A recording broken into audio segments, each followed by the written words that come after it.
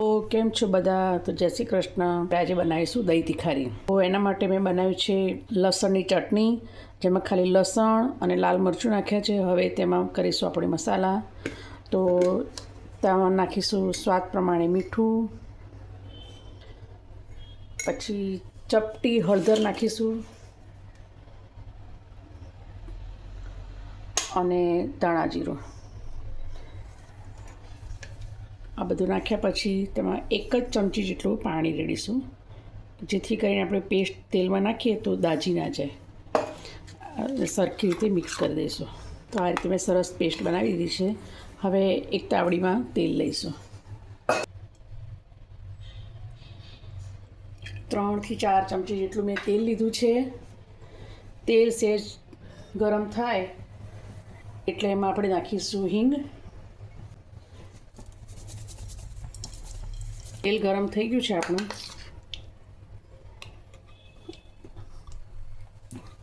હવે જે આપણે પેસ્ટ બનાવી છે પેસ્ટ નાખીશું. ગેસ ધીમું કરી દઈશું હવે, જેથી કરીને પેસ્ટ બળી ના જાય આપણે.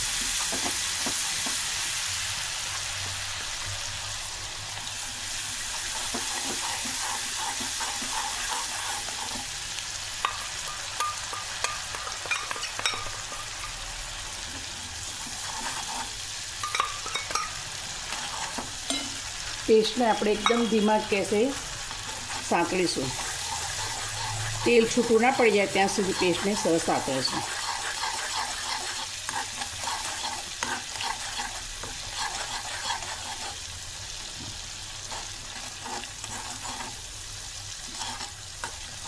ધીમા ગેસ સાંતળીશું તો તે લસણની કચાશ પણ નહીં લાગે અને દાજી પણ નહીં જાય. અને જો લસણ કાચું રહેશે તો ટેસ્ટ સારો નહીં લાગે તિખારીમાં. એટલે ધીમા ગેસે એને શેકીશું. મસાલો આપણે કરી દીધો છે.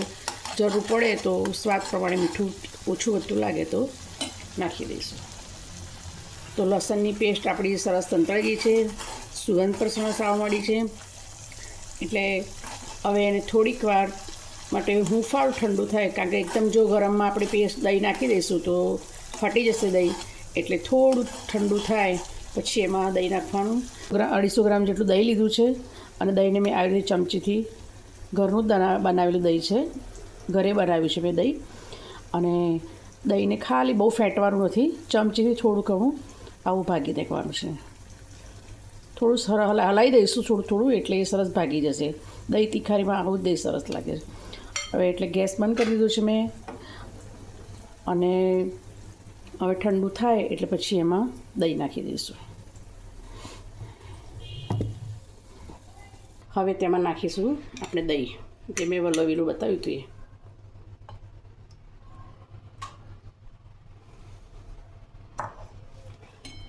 તેને નાખીને આપણે 1-2 મિનિટ માટે હલાવીશું. તો તૈયાર છે આપણી દહીં તિખારી, જેને આપણે ભાખરી કે રોટલા સાથે પણ સર્વ કરી શકીએ છીએ. તો આપણે એક બાઉલમાં એને સર્વ કરીશું અને તેને લીલા ધાણાથી ગાર્નિશ કરીશું. જે બાજરીનો રોટલો. તો જો તમને મારો આ રેસીપી ગમી હોય તો મારા વિડીયોને લાઈક કરજો, શેર કરજો અને સબસ્ક્રાઈબ કરજો અને કોમેન્ટ કરજો કે તમને કેવી લાગી. તમે પણ બનાવજો. ખૂબ ઇઝી રેસીપી છે અને બહુ ઓછા ઇન્ગ્રીડિયન્ટ્સથી બની જાય છે.